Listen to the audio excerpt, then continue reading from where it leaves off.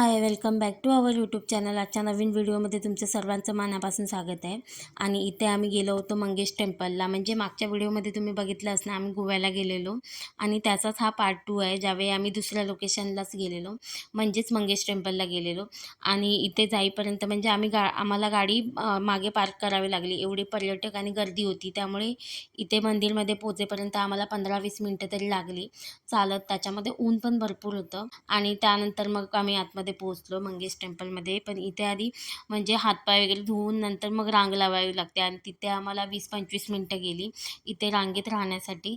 आणि त्याच्यानंतर मग छान असं दर्शन पण आमचं व्यवस्थित झालं. त्याच्यानंतर मग इथे सगळ्यांचा आवडीचा विषय म्हणजे शॉपिंग. म्हणजे तिथेच आम्हाला ना स्टार्टिंगपासून सगळीकडे म्हणजे अशी शॉप होते जिथे सगळ्या गोष्टी भेटत होत्या.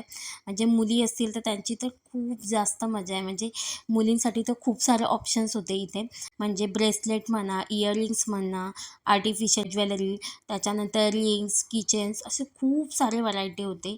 त्याच्यामध्ये इथे मी फ्रीजला मॅग्नेट बघण्यासाठी आलेले आणि मॅग्नेटमध्ये तर तुम्ही एवढं सारं कलेक्शन होतं ना, वेगवेगळ्या प्रकारचे युनिक असे मॅग्नेट होते. त्याच्यामध्ये मी बऱ्याचशा म्हणजे मला आवडीचं होतं ते घेतलं. म्हणजे मी फिशमध्ये असं घेतलं आय लव्ह गोवाचं मॅग्नेट फ्रीजसाठी. आणि इथे सगळीजण आपल्याला जे जे हवं होतं ते घेत होती. आणि इथे बघू शकता अशा युनिक गोष्टी आहेत ना, म्हणजे जे बघून भारी वाटत होतं. म्हणजे पहिल्यांदाच असं मोठं मार्केट मी तरी एक्सप्लोअर केलं आहे, जिथे छान छान अशा लहान मुलांच्या पण माळा होत्या. त्याच्यानंतर आणि इथे बघू शकता सगळ्या रिजनेबल प्राईसमध्ये होत्या. म्हणजे तुम्ही मॅग्नेट तर बघाल ना, प्रत्येक शॉपमध्ये तुम्हाला मॅग्नेटच मॅग्नेट दिसतील. आणि त्याची प्राईस फक्त ₹50 होती. त्याच्यानंतर इथे आम्ही कपडे बघण्यासाठी आलो, म्हणजे समर्थाला ड्रेस घ्यायचा होता. आमची फॅमिली एवढी मोठी आहे की सगळी प्रत्येक जणाची वेगवेगळी शॉपिंग कुठे ना कुठे चालूच होती.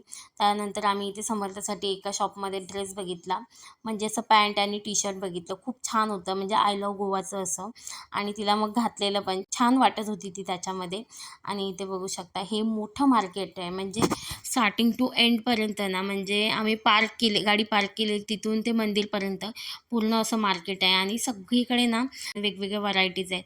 त्याच्यानंतर इथे बॅग्स पण होत्या. बॅग्स तर एवढ्या भारी होत्या ना की काय सांगू. म्हणजे बॅग्सचं कलेक्शन पण भारी होतं. म्हणजे बांबूपासून बनवलेल्या. त्याच्यानंतर इथे किचन्स होत्या, म्हणजे शंखापासून बनवलेल्या. आणि इथे इव्हिल आय त्याचे लॉकेट होते, ब्रेसलेट होती.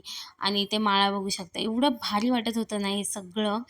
असं वाटत होतं सगळंच घेईन. हे बघा, हे पण मॅग्नेटच आहेत वेगळ्या प्रकारचे. त्याच्यानंतर क्लचरचं तर एवढं ना व्हरायटीज होते ना. त्याच्यामध्ये इथे मी ब्रेसलेट पहिलं घ्यायला आले आणि आमची छान अशी सर्वांची शॉपिंग झाली. आणि त्यानंतर निघालो पुढच्या प्रवासाला. म्हणजेच आम्ही दुसऱ्या लोकेशनला जायला निघालो. आणि बाहेरचं वेदर एवढं छान झालेलं ना त्यावेळी, पावसाचं वातावरण होतं त्यावेळी.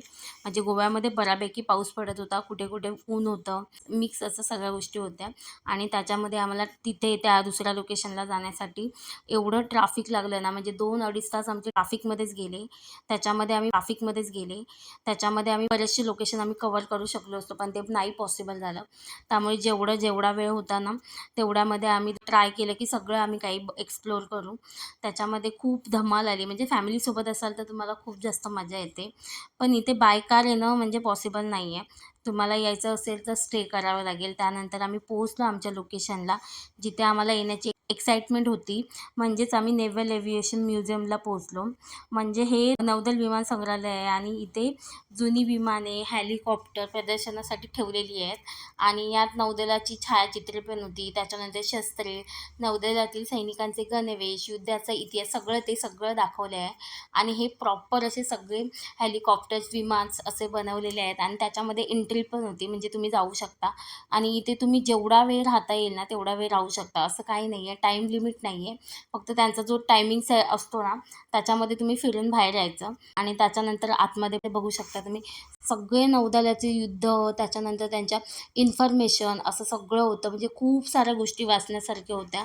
त्याच्यानंतर आपले अवॉर्ड्स आणि भरपूर सारे अवॉर्ड्स आणि तिथे सन्मानचिन्ह. त्याच्यानंतर खूप सारे असे ना युद्ध झालेली त्यांचे सगळं म्हणजे पूर्णपणे डिटेलमध्ये माहिती दिलेली होती तिथे. आणि युद्धाचा पूर्णपणे इथे इतिहास दाखवलेला होता. त्याच्यानंतर आम्ही एक गोष्ट मला आवडली की तिथे आम्ही एक मिनी थिएटर आहे, जिथे आम्ही 15-20 मिनिटाचा असा एक मूव्ही बघितला. म्हणजे नौदलावरच आधारित होता तो, सैनिकांवरच आधारित. ती एक डॉक्युमेंटरी बघितली छोटीशी. आणि त्याच्यानंतर बाहेर आलो आणि बाहेर हे स्पेशल मोमेंट आहे आमच्या आयुष्यातील, म्हणजे समर्थासोबत असं तिला कुठे ना कुठे फिरायला नेणं आणि तिच्यासोबत टाईम घालवणं. ते मला खूप जास्त भारी वाटलं. तिच्यासोबत हे सगळं फिरणं. ही विमानं, हेलिकॉप्टर आणि तुम्ही सगळ्यांमध्ये जाऊ शकता, बसू शकता. त्याच्यामध्ये एसी पण अवेलेबल होतात. त्यामुळे इथे येणं आमचं वर्थ इट होतं. म्हणजे इथे एंट्री फीस ₹150 आहे किंवा 100 पर पर्सन. पण इथे सगळ्या गोष्टी तुम्ही एक्सप्लोअर करू शकता आणि खूप बरं वाटलं इथे येऊन. त्यानंतर आम्ही निघालो पुढच्या प्रवासाला. आम्हाला बागा बीचला पोहोचेपर्यंत रात्र झाली होती, बघू शकता. खूप लेट झालेलं कारण ट्रॅफिकमध्येच निम्मा वेळ गेला आणि म्युझियममध्येच आम्ही बराच वेळ थांबलो. म्हणजे खूप साऱ्या गोष्टी बघण्यासारख्या होत्या. पण आमच्याकडे टाईम लिमिट खूप कमी होती कारण खूप जरा लेट झालेला आणि आम्हाला बीचवर पण यायचं होतं. पण बीचवर आल्यावर पण समजलं की तिथे म्हणजे पाण्यामध्ये जाण्याचं टायमिंग बंद झालेलं. म्हणजे तिथे जाऊ शकत नव्हतं पाण्यामध्ये. पण म्हटलं बाजूचं सगळं एक्सप्लोअर करूया. बऱ्याचशा गोष्टी होत्या. खूप सारी लाइटिंग्स होती, हॉटेल्स होते, डान्स, गाणं सगळं चालू होतं आणि फॅमिलीसोबत खूप मजा आली या ट्रिपमध्ये. आणि त्यानंतर मग आम्ही भावाच्या बर्थडेचं छोटंसं सेलिब्रेशन केलं.